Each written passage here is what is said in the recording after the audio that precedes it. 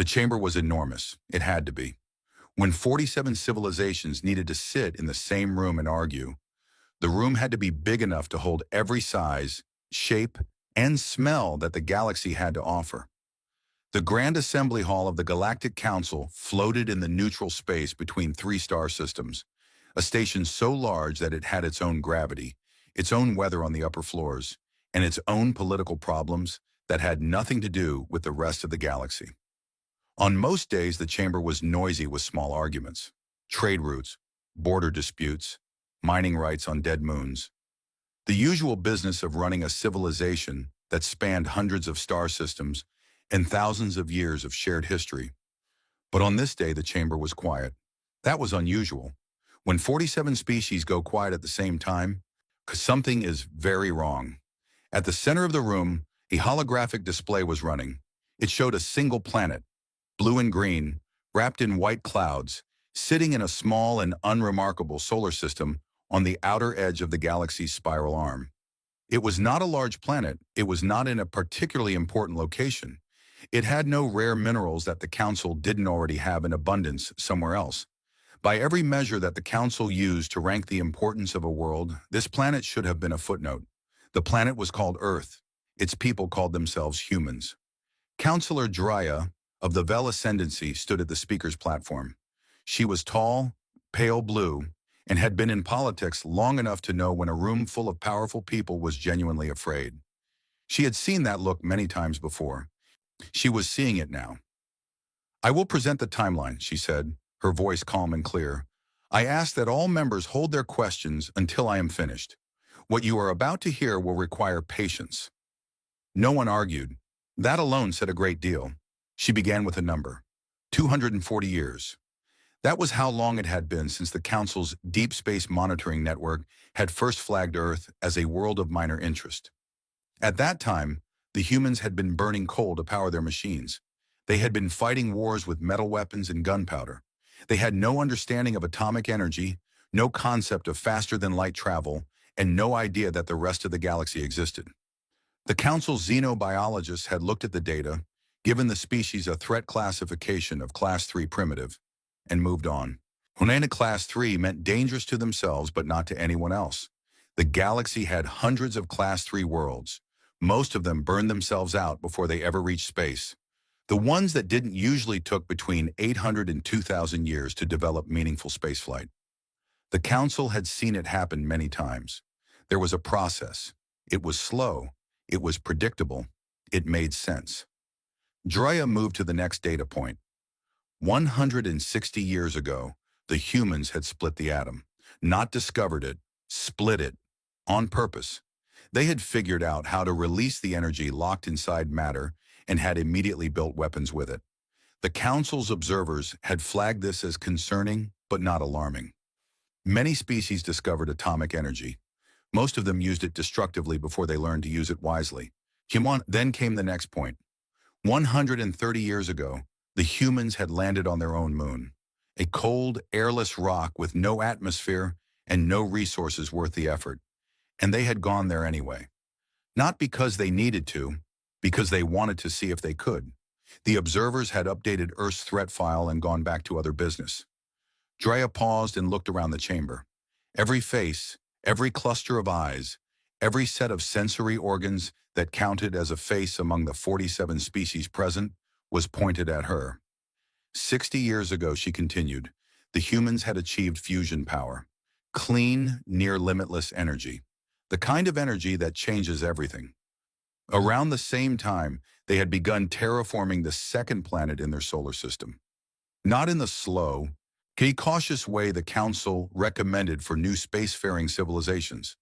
They had done it fast and loud, crashing ice-heavy comets into the planet's surface to seed it with water, pumping greenhouse gases into its thin atmosphere to trap heat, seeding it with engineered bacteria designed to break down rock and produce oxygen.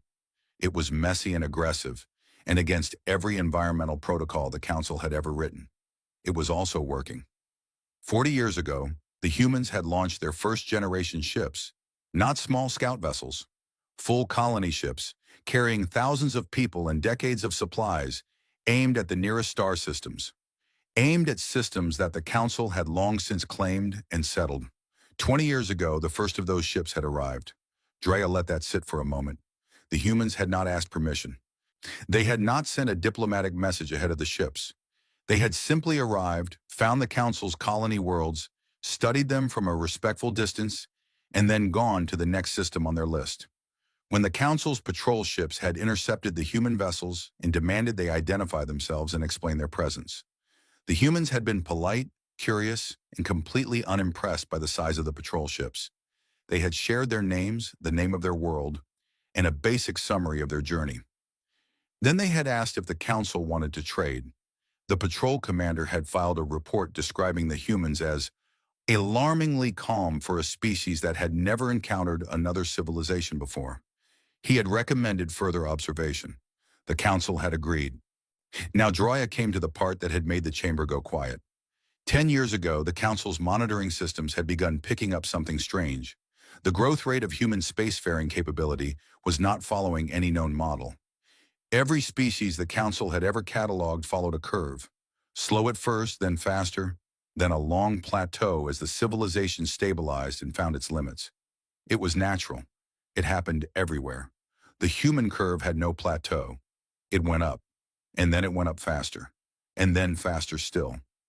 Their ship designs were changing every few years, not every few centuries. Their weapons technology, which the Council's analysts had initially rated as primitive, had doubled in effectiveness 3 times in the last decade alone. Their population across their home system and the colonies they had planted in nearby systems was growing at a rate that the Council's demographic models kept rejecting as an input error. It wasn't an input error. A xenobiologist from the Herath Collective had been brought in to explain it. He had spent 2 years studying the human data and had delivered his conclusion to the Council's scientific committee in a voice that had been very carefully kept steady. Humans, he explained, did not have an upper limit that the Council could identify. Every other species in the known galaxy had some natural break on their development, a resource limit, a biological ceiling on processing speed or creativity, a social structure that resisted certain kinds of change. These limits were not weaknesses. They were simply the shape of what was possible for any given species. Humans appeared to have no such shape. What they had instead was something the xenobiologist had struggled to put a name to. He had eventually called it compulsive problem solving. Humans did not encounter an obstacle and accept it. They did not route around it in the most efficient way. They attacked it. They threw resources and creativity and stubbornness at it until it broke or until they found a new way to think about it that made it irrelevant. Then they moved on to the next obstacle and did the same thing. This was, the xenobiologist had noted in his conclusion, extremely effective. It was also, he had added in a quieter voice, something that no amount of military force reliably stopped. You could beat a human. You could beat 1,000 humans. You could destroy a human city. The humans would look at what had happened, figure out why it had happened, and come back having specifically solved for the thing that had beaten them. He had paused before his final sentence. Then he had said, every civilization in this council achieved peace before it reached the stars. The humans reached the stars still fighting each other. They did not see war as a catastrophe to be avoided at all costs. They saw it as a problem to be solved, and they had been solving it over and over for their entire history. That report had been sitting in a sealed file for 8 years. Drea had opened it 3 weeks ago. She had read it 4 times before she fully believed it. Now she stood in front of the 47 civilizations that made up the Galactic Council and delivered the conclusion she had reached after 3 weeks of very little sleep. The humans were coming. Not aggressively, not yet, but they were expanding, and they were not going to stop. And they were very specifically not the kind of species that could be frightened into stopping. The Council could attempt diplomacy. She personally believed that was the correct choice, but she had been outvoted before she even finished making the argument. Ambassador Vael of the Keth Dominion had stood up and said what several members were already thinking. The humans were a threat. Every data point proved it. The correct response to a threat was to eliminate it before it became unmanageable. The Keth had the largest fleet in the council. They were volunteering to lead. The vote had not been close. 31 in favor. 9 against, 7 abstentions. The order had gone out. 12 armadas. Over 30,000 warships. The largest military force the Council had ever assembled and sent in a single direction. Pointed at one small blue-green planet on the edge of the galaxy that had, until very recently, been considered too primitive to matter. Drea had watched the fleet leave from the observation deck of the station. She had stood there for a long time after the last FTL signature had faded. She had looked at the empty space where they had been and thought about the xenobiologist's report, about the humans and their compulsive problem-solving, about the way they attacked obstacles until the obstacles broke. And then she had thought about what happened when you pointed 30,000 warships at a species like that. She had gone back to her office and started writing a letter. She did not know who she would send it to. She wrote it anyway. It began with 4 words that she suspected history would eventually agree with. We have made a mistake. Admiral Shreth had fought in 6 wars. He had commanded fleets against the Borvani breakaway states, crushed the Harith border rebellion, and once personally led a boarding action against a rogue weapons platform in the Valek system that had been shooting at everything within range for no reason anyone ever fully explained. He was not a careful man by nature, but he was an experienced one. He knew what a winning position looked like. He knew what a dangerous enemy felt like. And he did not feel danger as his 300 warships dropped out of faster-than-light travel at the edge of the Sol system. What he felt was mild curiosity. The system was small, 1 yellow star, 8 planets, a belt of rocks between the 4th and 5th planets, a scattering of moons. The humans had colonized their 2nd and 4th planets to some degree, and his sensors showed industrial signatures across several moons of the large gas giants further out. Some satellite networks, some construction activity in the asteroid belt. Nothing that looked particularly threatening. He had expected a scramble, a burst of panicked communications, military ships rushing to form some kind of desperate defensive line. The kind of chaos that happened when a primitive species suddenly realized it was not alone, and that the things that had just arrived were not friendly. Instead, his communications officer turned from her console with a slightly confused expression and told him that something was hailing them. A single human vessel was sitting at the edge of the system. It was not large. It was roughly cylindrical, dark gray, and built in a way that Shreth's engineers would later describe as functional but not elegant. It had clearly not been designed to look impressive. It had been designed to work. His sensors put its weapons output at roughly 1/8 of one of his destroyers. His shields alone could absorb everything it could fire for approximately 3 hours before showing meaningful stress. He almost didn't answer the hail. He answered it because ignoring it seemed beneath him. The face that appeared on his screen was a human woman.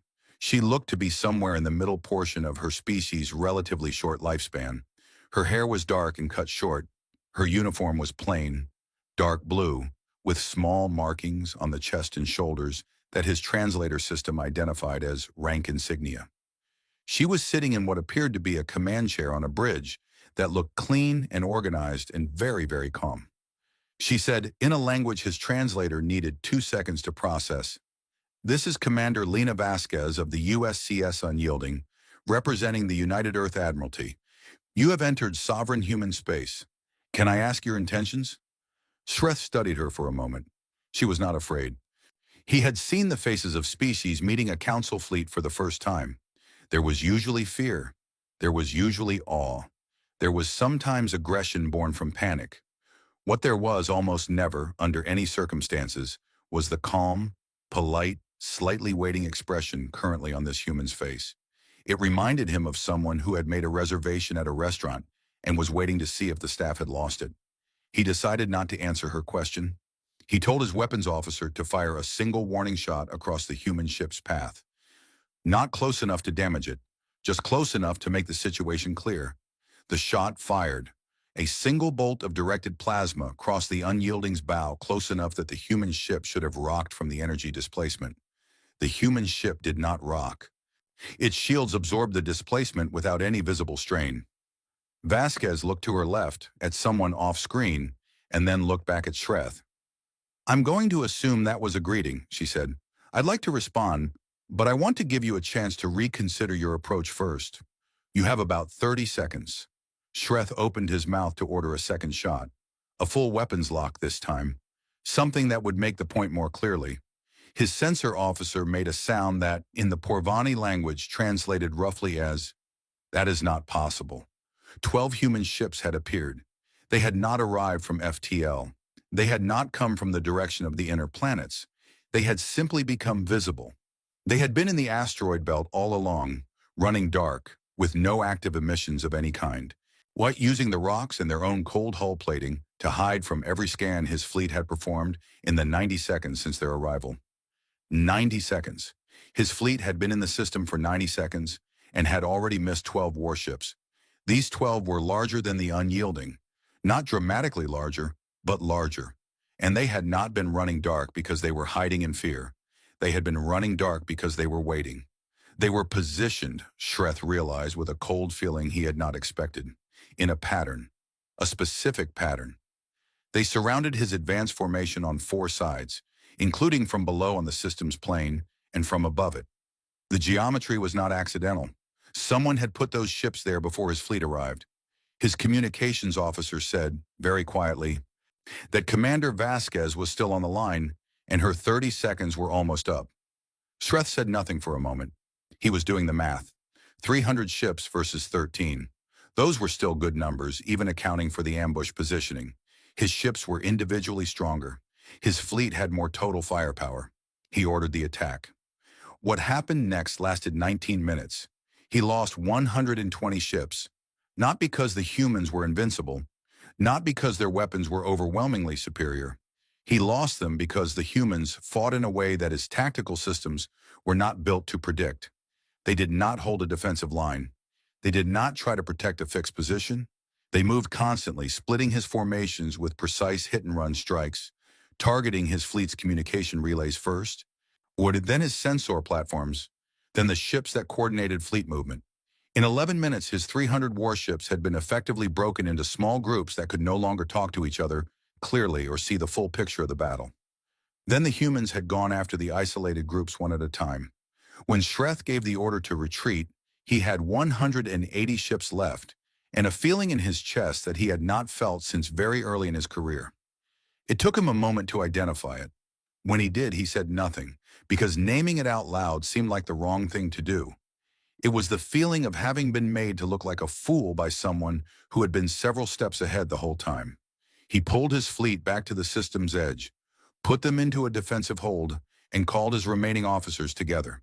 And he asked for damage reports, casualty figures, and tactical analysis of what had just happened. His officers gave him numbers and observations. He listened to all of it and then sat with it quietly for a while. What kept pulling at him was not the losses. Losses happened in war. What pulled at him was the behavior of the human ships in those 19 minutes. They had not fought like a species defending its home in desperation. They had not made the kind of mistakes that came from fear or surprise or unpreparedness.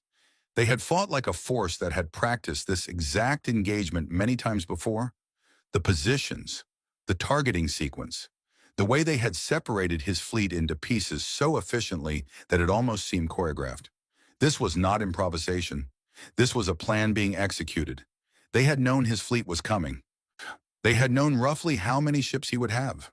They had known what a Porvani fleet's first move would be in a new system. They had planned around all of it. His intelligence officer, a thin and careful woman named Harith Sev, came to him with a single piece of data that she had pulled from the sensor logs. During the engagement, the Unyielding had taken 3 direct hits from his ship's primary weapons. 3 hits that should have disabled it. The Unyielding was still operational. Harith Sev told him why. The ship's shield configuration was not standard. It had been modified specifically to counter the frequency range that Porvani plasma weapons used. Someone had studied how Porvani weapons worked and had built a defense that was unusually effective against them. As Shreth asked her when those modifications would have had to be made to the ship, she said, at least 2 years ago, based on the engineering involved. 2 years ago, before any human and council ship had ever fired at each other. Before this war had officially existed, Shreth sent his report to the council command ship without editorializing. He listed the ship losses, the tactical outcome, and the shield modification data. At the very end of the report, Because he felt he had a professional duty to say it, he added one observation. He wrote, "The humans were expecting us. They studied us before we arrived. Their defensive systems were built specifically to counter our weapons. They allowed us to fire first. I do not know why they allowed us to fire first, but I do not believe it was because they had no choice." He sent the report. And then he sat in his command chair for a while, thinking about that last part. He thought about a species that had been watching the Council long enough to study its weapons and build countersystems. He thought about 12 ships sitting cold and dark in an asteroid field, waiting in exactly the right positions, while 300 warships scanned the system and found nothing. He thought about Commander Vasquez's face, the calm, the patience, the way she had given him 30 seconds and the strong impression that she had known he wouldn't use them wisely. He thought about the fact that this was only the advanced fleet. The main force of the Council's armada was still 2 weeks away. He wondered for the first time since this mission had begun whether 30,000 ships was actually enough. He did not write that thought in any report. He simply sat with it in the silence of his command ship, while the battered remains of his advanced fleet held position at the edge of a solar system that had turned out to be a great deal more prepared for visitors than anyone had expected. Back in the inner system, aboard the USCS Unyielding, Commander Vasquez stood down her crew from battle stations. She accepted the damage reports, confirmed that casualties on the human side had been light, and approved the request from engineering to begin repairs. Her first officer, a large and steady man named Marcus Cole, came to stand beside her and watch the retreating Porvani ships on the long-range display. "They'll call for the main fleet," he said. "Yes," said Vasquez. "We let them go for that reason." "Among others," she said. Cole was quiet for a moment. So then he said, "Do you think the Council knows yet?" Vasquez looked at the display for a while before she answered. The retreating ships were just dots now, 180 dots moving away from a system that had chewed through a third of their number in under 20 minutes. "They're starting to figure it out," she said. "Give it a few weeks, they'll know." She walked off the bridge. Behind her, in the log system, the engagement was recorded under a file that had been created 8 years ago by the United Earth Admiralty, maintained carefully, and titled with the kind of quiet confidence that said more than any speech could. The file was labeled, "Anticipated." The main fleet stopped. 30,000 warships hanging in deep space 2 weeks' travel from the Sol system, engines idling, waiting for orders that Grand Admiral Voss of the Keth Dominion was not yet ready to give. He had read Shreth's report. He had read it 3 times. He had then called his senior commanders together and asked them to read it too and tell him what they thought. They told him what he already suspected. The advanced fleet engagement was not a fluke. It was a signal. Before he moved 30,000 ships into a system that had already proven it could hurt a fleet that came in unprepared, he wanted to know more. He gave the Council's Intelligence Division 2 weeks. The Intelligence Division, led by a meticulous and deeply unhappy analyst named Counselor Peth, took the 2 weeks and produced a report that was, by the standards of intelligence documents, unusual. It was unusual because it did not reassure anyone. Most intelligence reports, even the honest ones, tried to end on a note that justified whatever action was already planned. Peth's report did not do this. It began with a discovery that nobody had wanted to make. For the last 80 years, Earth had been listening. The Council's communication network spanned hundreds of systems and carried billions of messages a year. It was encrypted, but the encryption was old and comfortable, the kind that had not been seriously challenged in centuries because nobody outside the Council had the technology to intercept deep space transmissions at the range and volume required. It was the kind of security that comes not from strength, but from the assumption that no one is trying. Someone had been trying. Buried in a thick cloud of debris at the edge of a system 6 light-years from Earth, it disguised as a cluster of dead rock and ice, was a listening station. The Council's analysts found it only because they were specifically looking for it after the battle, and even then it took 11 days. It had been there for over 80 years. It was human-built. It was human-operated remotely by a rotating team of personnel whose existence had been carefully kept out of any public record. For 80 years, this station had been intercepting Council communications. Not all of them. The station's range and processing capacity meant it could only capture a fraction of total traffic. But it had been doing this steadily, consistently, for 8 decades. And what it had captured had been analyzed, translated, categorized, and fed into what Peth's team now understood to be an enormous and extremely well-organized intelligence archive on Earth. The humans knew about the Council's major military campaigns going back 70 years. They knew the general structure of Council governance. They knew the political tensions between member species. They knew which alliances were strong and which were held together by mutual self-interest that could break under pressure. They knew about the vote to send the fleet. They had almost certainly known about it within days of the vote being taken. They had not been surprised by the fleet's arrival. They had been waiting for it. Peth paused in the briefing and gave the assembled commanders time to absorb that. Then he moved to the second finding, which was worse: the weapons. The Unyielding's modified shields were not an isolated case. When Peth's team began going back through the sensor data from the battle with fresh eyes, looking for things that hadn't seemed important at the time, they found a pattern. Every human ship in that engagement had carried systems that were specifically optimized to reduce the effectiveness of Council weapons. The Unyielding shields were tuned against Porvani plasma frequencies. The other ships carried point defense systems calibrated to intercept Keth pattern missile guidance signals. Their ECM suite, the electronic package designed to blind enemy sensors, was built around a very specific understanding of how Porvani sensor arrays process data. None of this was generic. None of this was the kind of broad-spectrum defense you built when you didn't know who you were going to be fighting. This was targeted, specific, detailed. The humans had studied Council weapons technology for decades and had built their defenses around the specific weaknesses they had identified. One of the senior commanders, a Harith Fleet admiral named Doss, asked the obvious question: if the humans had been observing the Council for 80 years, why hadn't they made contact? Why had they let the Council remain unaware of them for so long? Peth said he believed the answer was straightforward. The humans hadn't been ready yet. They had been learning. Every year of those 80 years had been data collection, not just military data, everything: species biology, political relationships, economic systems, resource distribution, the history of every major conflict the Council had fought in the last century. They had been building a complete picture of the galaxy's dominant power from the outside, unseen, taking notes. Then, when they judged the time was right, they had launched their colony ships and begun to expand. They had not hidden their expansion. They had done it openly, knowing the Council would notice.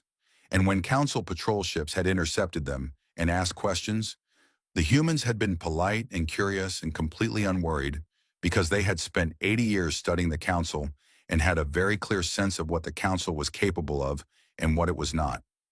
The third finding was the one that made the room go quiet. Peth called it the iteration problem.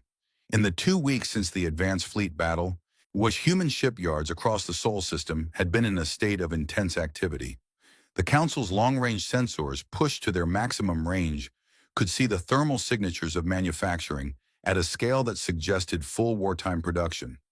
That alone was expected. What was not expected was the speed. In 2 weeks, the configuration of ships coming out of human construction facilities had already changed. Engineers on Peth's team, who specialized in propulsion and weapons design, had compared what they could see now to what they had seen at the start of the engagement.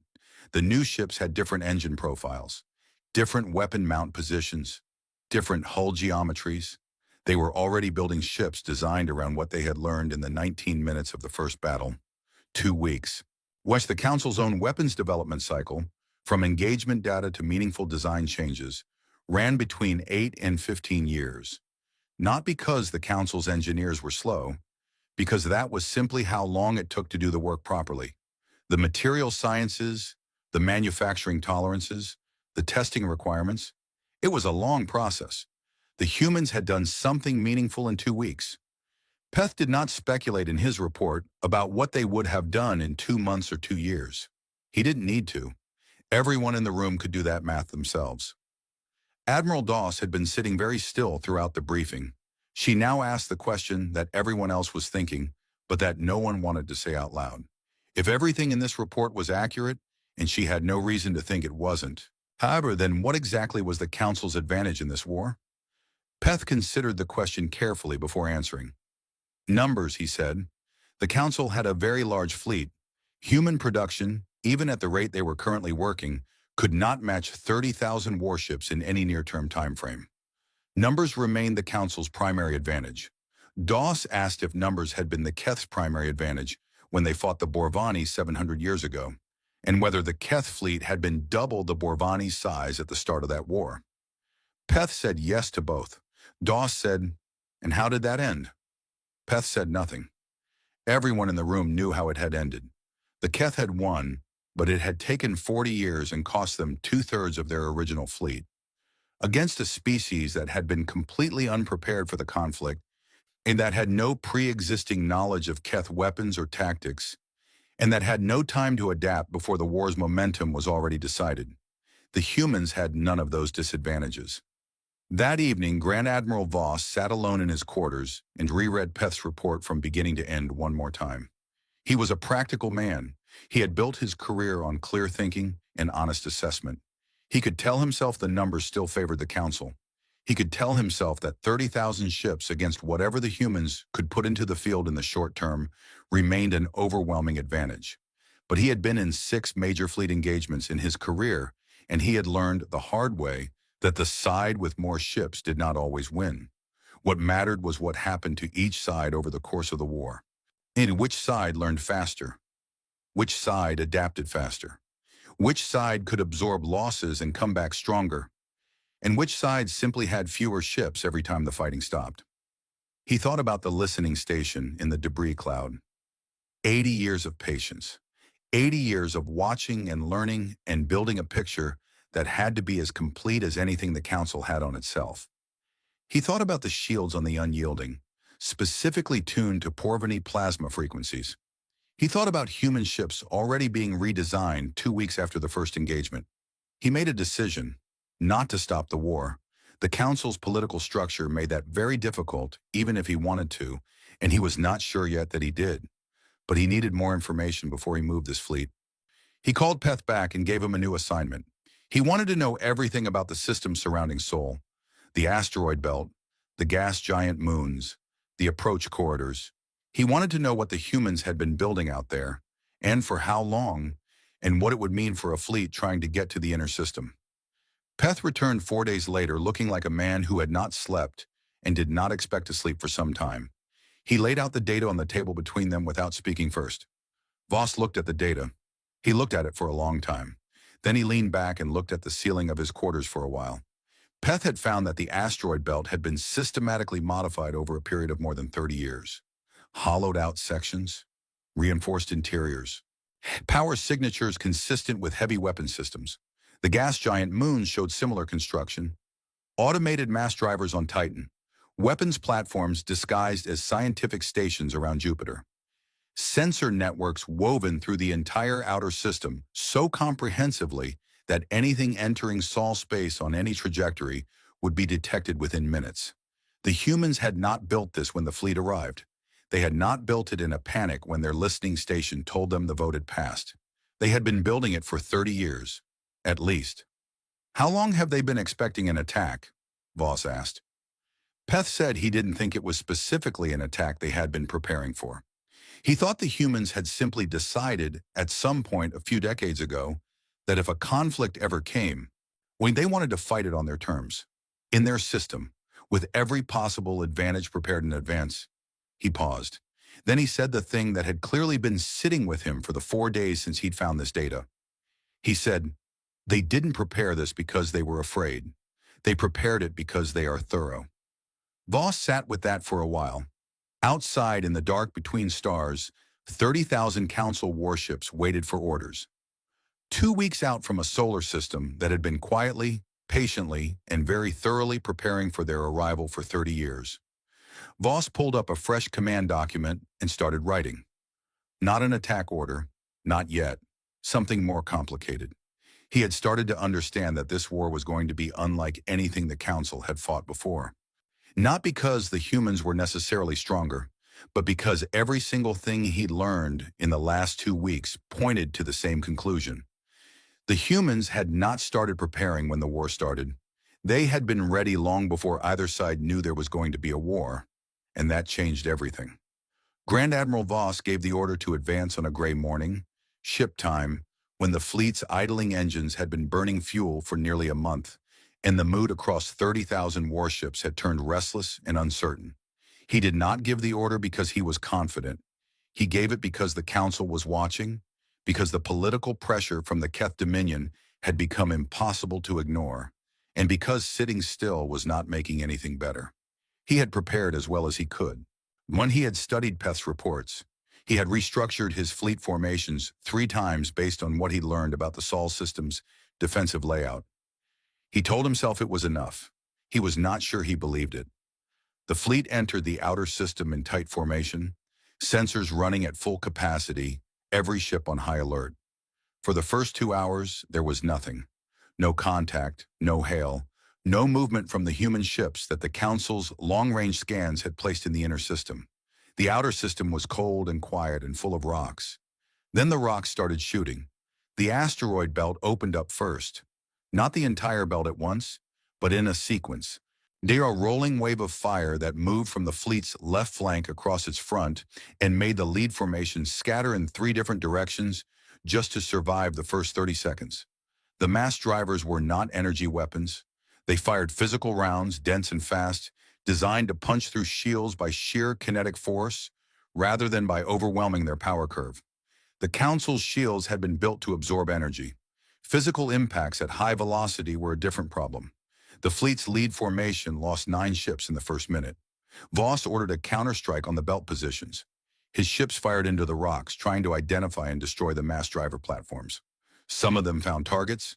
Some of them found empty caverns that the humans had apparently blasted out and then never filled with anything, as specifically to absorb weapons fire and make the targeting problem worse. While the fleet was dealing with the belt, the gas giant arrays came online. Jupiter's moons were further away, but the human engineers had solved that problem with patience and math. The mass drivers on the moons were enormous, the size of valleys, running along the surface of the rock for kilometers before launching their payloads. The rounds they fired traveled for millions of kilometers and hit with more force than anything Voss's fleet had encountered in any war they had fought. His shields could handle it, but handling it cost power. Power that was supposed to be available for weapons and movement, and in a different part of the battle, the human warships that were now coming out of the inner system toward the Council fleet. And there were more human ships than the earlier intelligence had estimated. Significantly more. The new ones were the ships built in the 2 weeks of frantic construction, and they were visibly different from the older ones. Sleeker. The weapon ports were repositioned. Their movements, as they came out of the inner system, were faster than the earlier models in ways that Voss's tactical AI flagged as consistent with upgraded propulsion. 2 weeks. Those ships had been designed and built in 2 weeks. The human fleet did not come at the Council force in a single mass. They split before contact and came in multiple streams, each group targeting a different part of the Council formation, forcing Voss to split his attention across a front that was suddenly much wider than he had planned for. His fleet still outnumbered the humans dramatically. But the humans were fighting with the entire system, not just their ships. The belt was shooting. The moons were shooting. The sensor networks were feeding real-time targeting data to every human gun platform across the whole engagement space. The Council fleet was fighting 30,000 ships versus the entire Sol system. It was not the same thing as fighting 30,000 ships versus the human fleet alone. On his tactical display, Voss watched the numbers move. His ships were taking losses, but so were the humans. His losses were higher, but his numbers were still overwhelming. He told himself to hold, told his commanders to press forward. The inner system was still reachable. The human homeworld was still reachable. Numbers still mattered. Push through. Then his communications officer reported something strange. 3 of the human ships had broken off from the main engagement and were moving toward a different part of his fleet. Not toward the combat line, toward the rear, toward the command formation, toward the ships that were not actively fighting because they were coordinating, supplying, and providing the communications backbone that held the fleet together. Voss redirected ships to intercept. He had more than enough. The 3 human ships were moving at high speed directly toward his logistics cluster, and that was suicidal. and he had 20 destroyers moving to cut them off. The three ships did not slow down when they saw the destroyers. They did not try to fight through them. They went around them in a maneuver that should have been mathematically too tight for their size. Burning lateral engines at a rate that his engineers later said should have shaken the ships apart, and they came out the other side of the intercept on a straight course for one specific ship in the logistics cluster. The Keth Dominion's largest dreadnought, the single most powerful ship in the Council fleet, the ship that carried the primary communications array, the fleet's command-level AI processing cores, and enough weapons to hold off a significant attacking force on its own. Voss did not understand what they were doing until they did it. The three human ships did not fire on the dreadnought. They matched its speed, positioned themselves against its hull in a triangle formation, and his sensors reported a rapid spike of heat along the contact points as something cut through the dreadnought's outer hull in three places simultaneously. They were boarding it. They were boarding a fully operational Keth dreadnought in the middle of an active battle with three small ships, and what his internal sensors picked up through the hull contact suggested was approximately 47 people. Voss stared at his display. His mind refused to process this correctly because it did not fit any category of military action he had ever encountered. Boarding actions happened when a ship was disabled or surrendered. They did not happen to ships that were fully powered, fully crewed, and fully armed. They did not happen in the middle of a battle. Well, they certainly did not happen when 47 people were going up against a crew of 1,200. He sent internal security teams to the boarding points. He tried to reach the dreadnought's captain. He watched his tactical display while trying to do both of those things at once, and the larger battle kept demanding his attention, and 20 minutes passed. 20 minutes! When the dreadnought's captain finally reached him, the man's voice was flat and controlled in the way of someone who had been trained for every emergency except the one they were currently experiencing. The bridge had been taken, not the whole ship. The humans had not tried to fight through 1,200 crew members spread across a kilometer-long warship. They had gone directly to the bridge through a maintenance corridor that the boarding parties had, apparently, and they memorized from intelligence data before they ever left Earth. They had known the internal layout. They had known the patrol routes. They had known exactly where to go. The captain and his bridge crew were sealed in a side compartment. The 47 humans were on the bridge, and the dreadnought, the most powerful single ship in the Council fleet, was now moving away from the combat zone under human control. It turned at one point and fired its main batteries into a section of Council ships that had been pressing hard on the human fleet's flank. The Council ships scattered. Voss gave the order to shoot the dreadnought down. He hated giving that order. There were 1,200 of his people on that ship. But the alternative was a ship of that size and power in human hands in the middle of his battle line. The order was given. But before it could be executed, the three small human ships that had carried the boarding party detached from the dreadnought's hull and brought it to a stop. The communication channels cracked open and a human voice said, in the Council's standard language, accented but clear, that the ship was being surrendered back, crew unharmed, in exchange for the Council acknowledging the boarding had taken place. They did not ask for ceasefire. They did not ask for terms. They asked only that the Council acknowledge what had just happened. The acknowledgement was given because Voss did not know what else to say.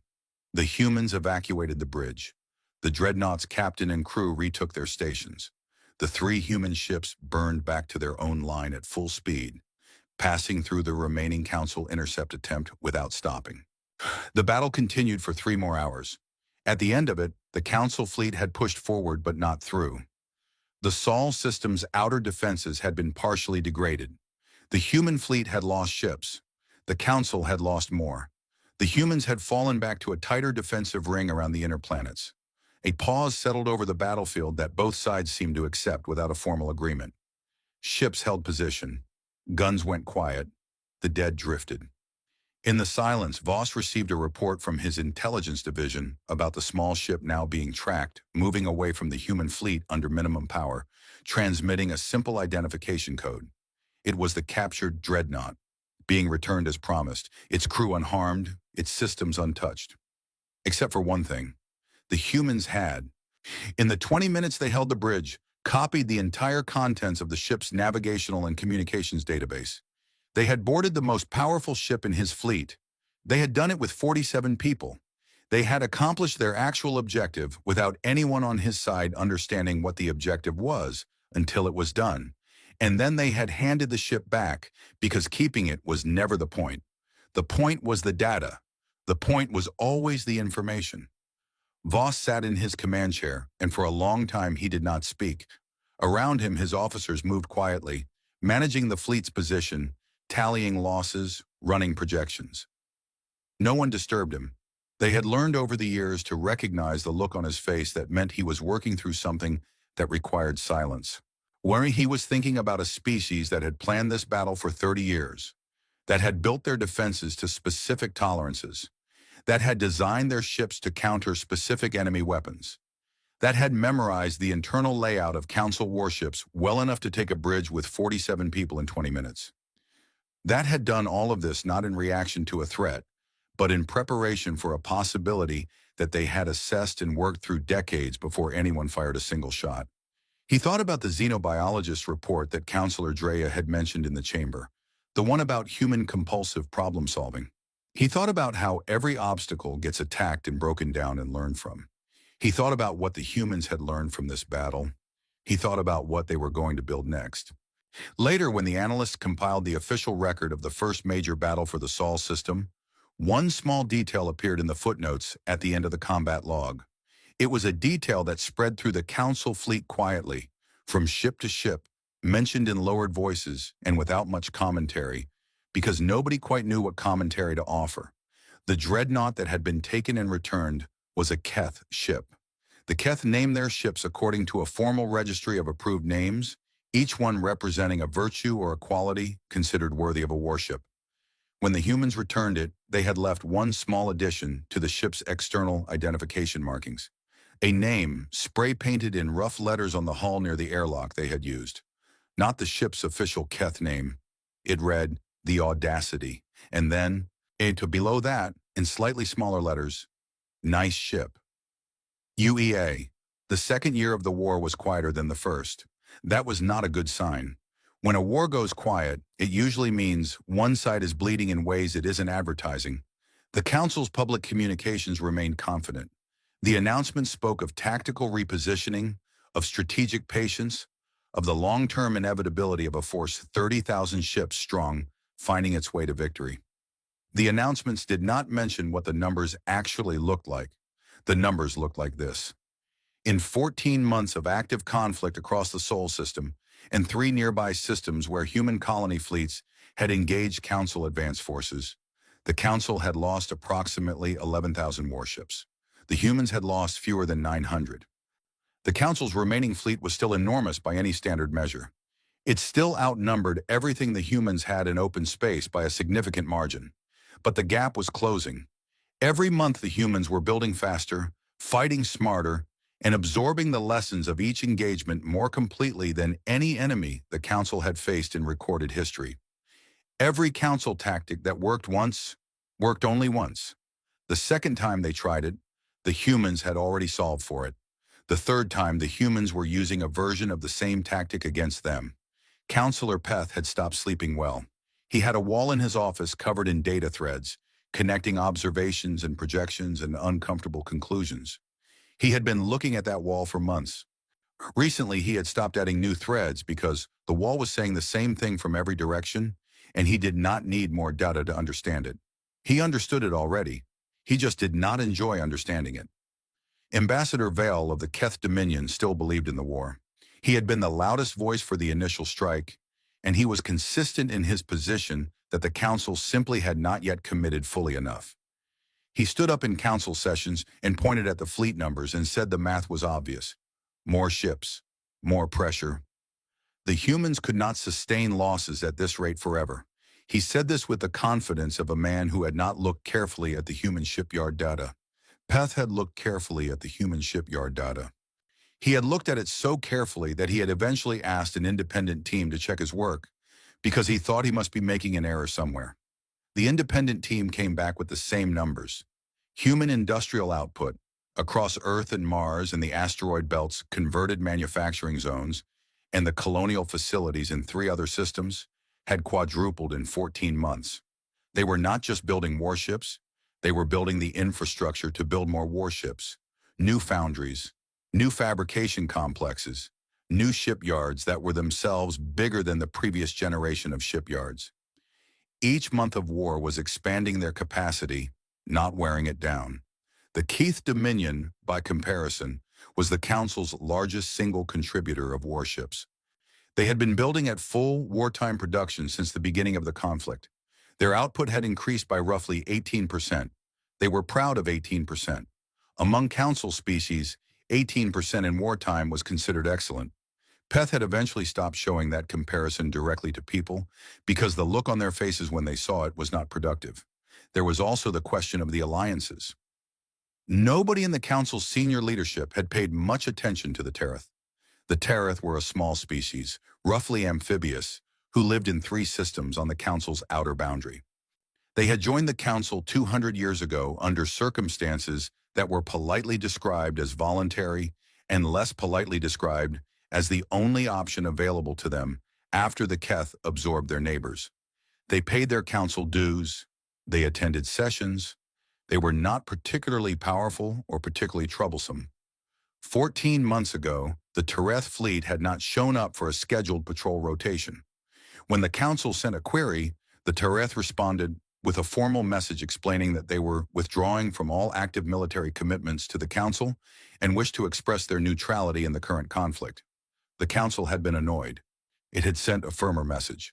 The Tereth response to the firmer message had mentioned in careful diplomatic language on that they had recently entered into a mutual defense agreement with the United Earth Admiralty and that attacking their fleet would have consequences.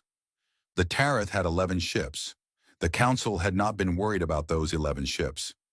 They had been worried about what the agreement meant. They had sent people to find out. It was worse than they thought. In the 14 months of the war, human diplomatic teams had been quietly visiting every species the Council had ever pushed around, marginalized, absorbed against their will, or simply ignored. They were not offering military alliances that required these species to fight alongside humanity. They were offering something simpler, a guarantee. If you stand with us, we will make sure no one pushes you around again. Not as a subject, as an equal. The Tereth had accepted, and so had the Valesi, 2 systems over. So had the remnant population of the Borvani, a species the Keth had nearly destroyed 700 years ago, and whose remaining communities lived scattered and stateless across 4 star systems. So had 6 other species whose names barely came up in council meetings because they were too small to matter politically. They mattered now, not because of their military contribution, though together they had added nearly 300 ships to the Human Alliance's order of battle. They mattered because of what their choice said. They had been given options. They had chosen humanity. Peth wrote all of this in a report that he titled very plainly, Assessment of Current Strategic Position. He delivered it to Grand Admiral Voss and to the Council's inner committee with the directness of a man who had spent a year being careful about how he said things and had decided to be careful no longer.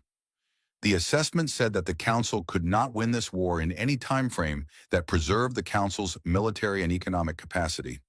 It said that continued conflict would result in human industrial output surpassing the Council's within 18 to 24 months. It said that at current attrition rates, the Council's fleet advantage would be gone within 3 years.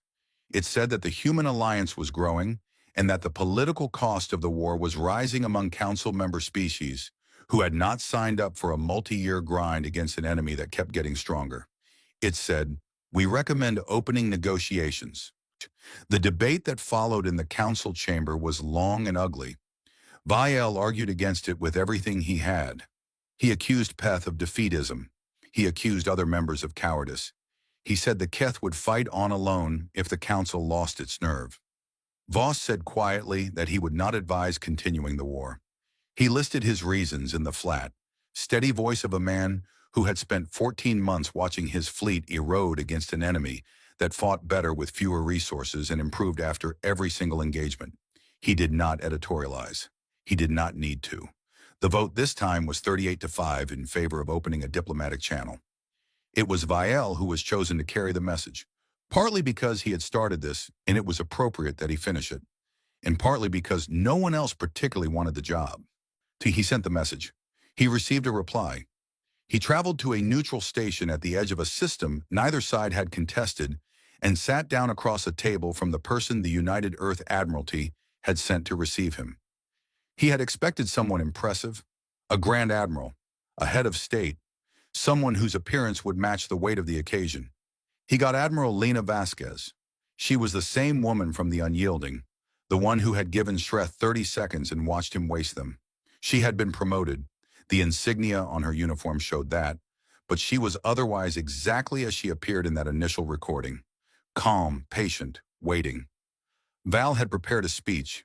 It outlined the Council's position, established the framework he intended to use for negotiation, and opened with a carefully worded expression of willingness to discuss terms. He had practiced it. It was good. He did not get to give it. Vasquez slid a folder across the table to him before he spoke. She said that she had taken the liberty of drafting a framework in advance. She thought it might save time. He opened the folder. He read it. He turned the pages slowly, reading everything with the thoroughness of a man who understood that the fine print mattered. The terms were not what he expected. There were no demands for territory, no reparations, no requirement that the Council dissolve or restructure its governance. The humans were not asking for the things that victors usually asked for. They were not demanding the Keth fleet be disarmed or the Council's military be placed under human oversight.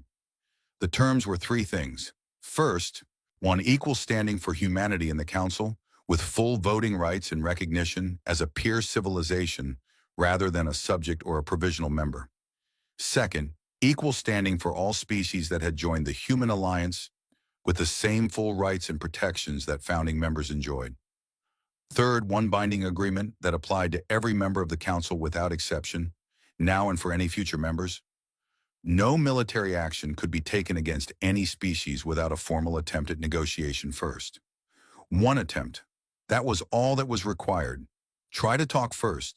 If it fails, the political and military options remained open. But try first. That was the document. Three things. Viel sat with it for a long time. He turned the pages back and forward. He looked for the catch. He looked for the fine print that took back what the plain language gave. He had spent his career in politics, and he knew that documents this simple usually had something buried in them. He found nothing buried. It was exactly what it said it was. He looked up at Vasquez. He asked her because he genuinely needed to know, why these terms? His side had lost 11,000 ships. Her side could have asked for more. Could have asked for much more. She looked at him for a moment before she answered. Then she said something that he thought about for the rest of his life.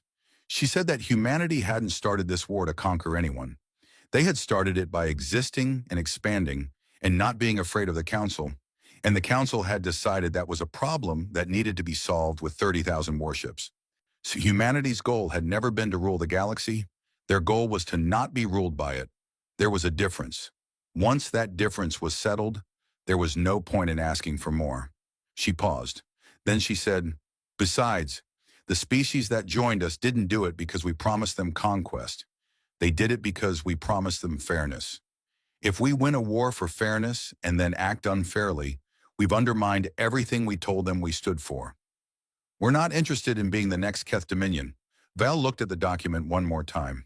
He thought about the 30 years of fortifications in the asteroid belt, the 80 years of listening stations in deep space, the shields on the Unyielding tuned to Porvani plasma frequencies before anyone had ever fired a shot, the ships redesigned in 2 weeks, the boarding of the Audacity, the growing coalition of small species that had decided humanity's promise meant something. He thought about the xenobiologist's report that had been sitting in a sealed file for years, the part about humans coming from a world that was always trying to kill them, the part about war being a condition they had learned to manage rather than a catastrophe they had learned to avoid. He thought about what Counselor Drea had said at the very beginning, before the vote, when she had tried to argue against sending the fleet. She had said, "We are not starting a war. We are giving them a deadline." He picked up the signing instrument. His hand was steady. He was not a man who showed weakness easily, and he was not going to start now. He signed the document. The war ended quietly. The way things end when both sides have said everything that needed saying, and there is nothing left to argue about. There were no ceremonies at first. Those came later. The immediate aftermath was mostly administrative. Ships stood down. Positions were established. The new members of the expanded council were formally recognized. The binding clause about negotiation was written into the council's charter in language that every species could read in their own tongue. In the historical record, the official end of what was formerly called the Sol engagement took 3 sentences. A war started, terms were agreed, the terms were signed. The unofficial record was longer. It included pest assessment documents, which were later published in full and became required reading in political science courses across a dozen worlds. It included the sensor logs from the Advanced Fleet engagement, which were studied in every military academy the Council operated. It included the recording of the Keth dreadnought moving away from the battle line under human control, firing into Council ships, and then returning to its own side unharmed. It included a single photograph, taken by a journalist aboard a supply ship, of the hull marking the humans had left on the dreadnought. The audacity. Nice ship. UEA. That photograph spread across the Council's communications networks faster than any official announcement. It was not shared because it was important. It was shared because it said something that everyone understood without being able to fully put into words. Something about the kind of species the humans were. Not bigger or louder or more impressive than anyone else, but absolutely, completely, unhesitatingly themselves. Even in the middle of a battle. Even when the galaxy had sent 30,000 ships to make a point. Especially then. Drea read the final terms in her office on the Council station. She had not been surprised by them. She had suspected, from the moment she read the xenobiologist's report years ago, that if this conflict ever reached a negotiated end, the humans would not ask for what most species would ask for. They would ask for what they actually wanted. She folded the document and set it on her desk and sat quietly for a while. Then she opened the letter she had started writing on the day the fleet left, the one that began with 4 words. "We have made a mistake." She read it over. It was long. It covered everything she had been thinking in the months between the fleet's departure and this moment, the fear she had felt, the arguments she had lost, the data she had tried to use and been overruled on. She added one more line at the bottom. It read, "The mistake has been corrected. It cost us more than it should have. Remember why it cost so much. Remember that there was a species out there that spent 80 years watching us and learning who we were before they made a single move. Remember that the lesson they learned in all that time was not how to destroy us. It was how to make sure we could never afford to ignore them." She sealed the letter. She marked it for the Council's permanent archive, the one that kept the records that were meant to be read in 100 years by people who needed to understand how things had come to be the way they were. She filed it. She stood up. She walked to the observation deck of the station and looked out at the dark between stars. Somewhere out there, in a small solar system with 1 yellow star and 8 planets, a species that had been riding horses 240 years ago was building the next generation of ships and writing the next chapter of their history. They would be joining the Council chamber next month for the first session of the new order. They would be sitting at the table that had once voted to destroy them. They were not gloating about it. From everything Drea had read and seen, that was not something they did. They would simply sit down, introduce themselves properly, sakuru, and get to work.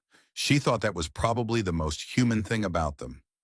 She stood on the observation deck for a long time after that, watching nothing in particular, thinking about 80 years of patience and 30 years of preparation and 19 minutes of battle that had announced to the galaxy a simple and permanent fact. The war had been over before it began. The humans had simply been waiting for everyone else to figure that out. End.